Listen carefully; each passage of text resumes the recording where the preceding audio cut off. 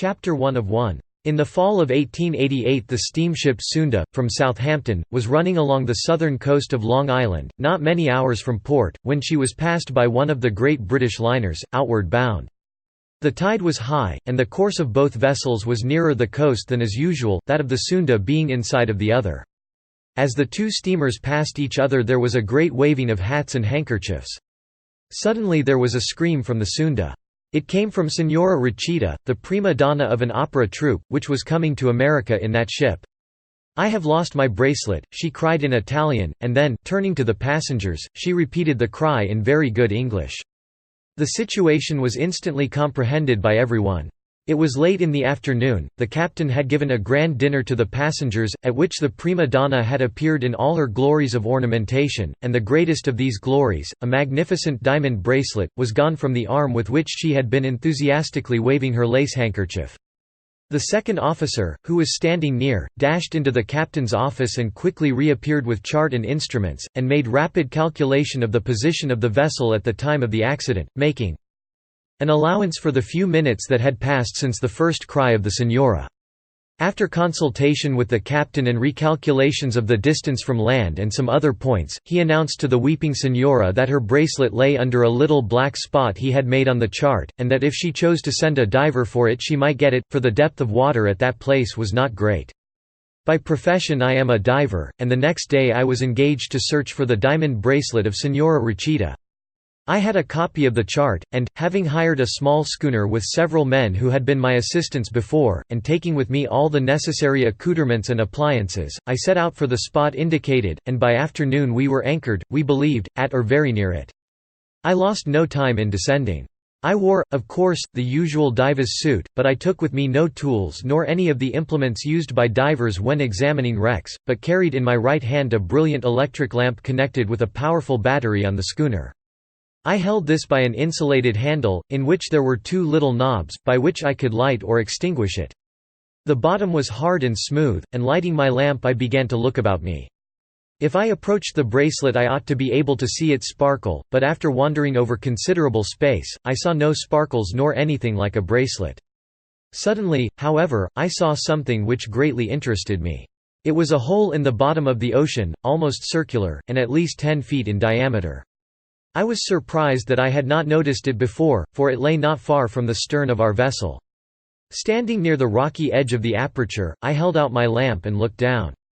Not far below I saw the glimmer of what seemed to be the bottom of this subterranean well.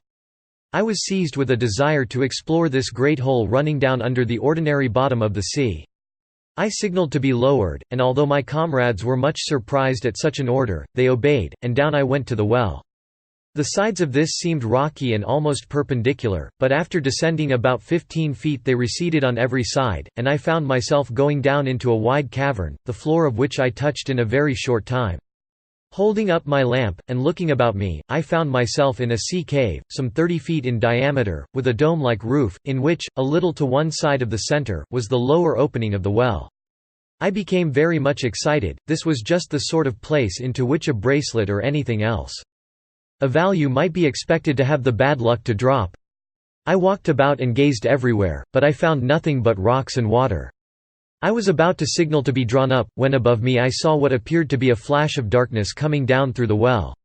With a rush and a swirl it entered the cavern, and in a moment I recognized the fact that a great fish was swooping around and about me. Its movements were so rapid and irregular, now circling along the outer edge of the floor of the cavern, then mounting above me, until its back seemed to scrape the roof, that I could not form a correct idea of the size of the creature. It seemed to me to be at least 20 feet long. I stood almost stupefied, keeping my eyes, as far as possible, fixed upon the swiftly moving monster. Sometimes he came quite near me, when I shuddered in every fibre, and then he shot away, but ever gliding with powerful undulations of his body and tail, around, about, and above me. I did not dare to signal to be drawn up, for fear that the terrible creature would enter the well-hole with me. Then he would probably touch me, perhaps crush me against the wall, but my mind was capable of forming no plans. I only hoped the fish would ascend and disappear by the way he came. My mind was not in its strongest condition, being much upset by a great trouble, and I was so frightened that I really did not know what I ought to do, but I had sense enough left to feel sure that the fish had been attracted into the cavern by my lamp. Obviously, the right thing to do was to extinguish it, but the very thought of this nearly drove me into a frenzy. I could not endure to be left alone with the shark in darkness and water.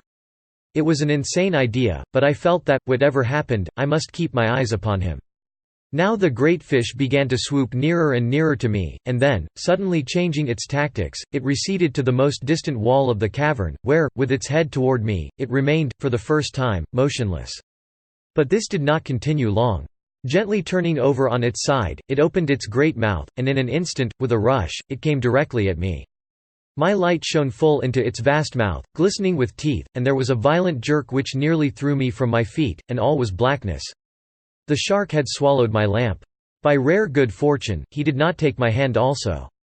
Now I frantically tugged at my signal rope. Without my lamp I had no thought but a desire to be pulled out of the water, no matter what happened. In a few minutes I sat, divested of my diving suit, and almost insensible, upon the deck of the schooner. As soon as I was able to talk I told my astonished comrades what had happened, and while we were discussing this strange occurrence, one of them, looking over the side, saw slowly rising to the surface the body of a dead shark. "By George," he cried, "here is the beast. He has been killed by the current from the battery." We all crowded to the rail and looked down upon the monster. He was about 10 feet long, and it was plain that he had died for making himself the connection between the poles of the battery. "Well," said the captain pleasantly, "I suppose you are not going down again?" "Not I replied. "I give up this job." Then suddenly I cried, "Come boys, all of you. Make fast to that shark, and get him on board. I want him." Some of the men laughed, but my manner was so earnest that in a moment they all set about to help me. A small boat was lowered, lines were made fast to the dead fish with block and tackle, and we hauled him on deck. I then got a butcher's knife from the cabin and began to cut him open. "Look here, Tom," exclaimed the captain, "that's nonsense. Your lamp's all smashed to pieces, and if you get it out, it will never be any good to you." "I don't care for the lamp," I answered, working away energetically, "but an idea has struck me. It's plain that this creature had a fancy for shining things. If he swallowed a lamp, there is no reason why he should not have swallowed anything else that glittered." "Oh ho," cried the captain, "you think he swallowed the bracelet, do you?" And instantly everybody crowded more closely about me. I got out the lamp. Its wires were severed as smoothly as if they had been cut by shears. Then I worked on. Suddenly there was a cry from every man. Something glimmered in the dark interior of the fish. I grasped it and drew it out. It was not a bracelet, but a pint bottle which glimmered like a glow-worm. With the bottle in my hand, I sat upon the deck and gazed at it. I shook it. It shone brighter. A bit of oiled silk was tied tightly over the cork, and it was plain to see that it was partly filled with a light-colored oil, into which a bit of phosphorus had been dropped, which, on being agitated, filled the bottle with a dim light. But there was something more in the bottle than phosphorus and oil. I could see a tin tube, corked at each end, and the exposed parts of the cork spreading enough to prevent the tin from striking the glass. We all knew that this was one of those bottles containing a communication of some sort, which are often thrown into the sea, and float about until they are picked up. The addition of the oil and phosphorus was intended to make it visible by night as well as by day, and this was plainly the reason why it had been swallowed by a light-loving shark. I poured out the oil and extracted the tube. Wiping it carefully, I drew out the corks, and then, from the little tin cylinder, I pulled a half sheet of note paper, rolled up tightly. I unrolled it, and read these words. "Before I jump overboard, I want to let people know that I killed John Polhemus. So I have fixed up this bottle. I hope it may be picked up in time to keep Jim Barker from being hung. I did think of leaving it on the steamer, but I might change my mind about jumping overboard, and I guess this is the best way. The clothes I wore and the hatchet I did it with are under the woodshed, back of Polhemus's house. Henry Ramsey." I sprang to my feet with a yell. Jim Barker was my brother, now lying in prison under sentence of death for the murder of Polhemus. All the circumstantial evidence, and there was no other, had been against him. The note was dated 8 months back. Oh, cruel fool of a murderer! The shark was thrown overboard, and we made best speed to port, and before the end of the afternoon I had put Ramsey's note into the hands of the lawyer who had charge of my brother's case. Fortunately he was able to identify the handwriting and signature of Ramsey, a man who had been suspected of the crime, but against whom no evidence could be found. The lawyer was almost as excited as I was by the contents of this note, and early the next morning we started together for the house of the Polhemus family. There, under the woodshed, we found carefully buried a blood-stained shirt and vest, and the hatchet. My impulse was to fly to my brother, but this my lawyer forbade. He would take charge of the affair, and no false hopes must be excited, but he confidently assured me that my brother was as good as free. Returning to the city, I thought I might as well make my report to Signora Rachita. The lady was at home and saw me. She showed the most intense interest in what I told her, and insisted upon every detail of my experiences. As I spoke of the shark, and the subterranean cave, she nearly fainted from excitement, and her maid had to bring her smelling salts. When I had finished, she looked at me steadily for a moment, and then said, "I have something to tell you, but I hardly know how to say it. I never lost my bracelet. I intended to wear it at the captain's dinner, but when I went to put it on I found the clasp was broken, and, as I was late, I hurried to the table without the bracelet, and thought of it no more until, when we were all waving and cheering, I glanced at my wrist and found it was not there. Then, utterly forgetting that I had not put it on, I thought it had gone into the sea. It was only this morning that, opening what I supposed was the empty box, I saw it. Here it is. I never saw such gorgeous jewels. Madam, said I am glad you thought you lost it, for I have gained something better than all these. You are a good man, said she, and then she paid me liberally for my services. When this business had been finished, she asked, "Are you married?" I answered that I was not. "Is there anyone you intend to marry?" "Yes," said I. "What is her name?" she asked. "Sarah Jane McElroy." "Wait a minute," said she, and she retired into another room. Presently she returned and handed me a little box. "Give this to your ladylove," said she. "When she looks at it, she will never forget that you are a brave man." When Sarah Jane opened the box, there was a little pin with a diamond head, and she gave a scream of delight. But I saw no reason for jumping or crying out, for after having seen the Signora's bracelet, this stone seemed like a pea in a bushel of potatoes.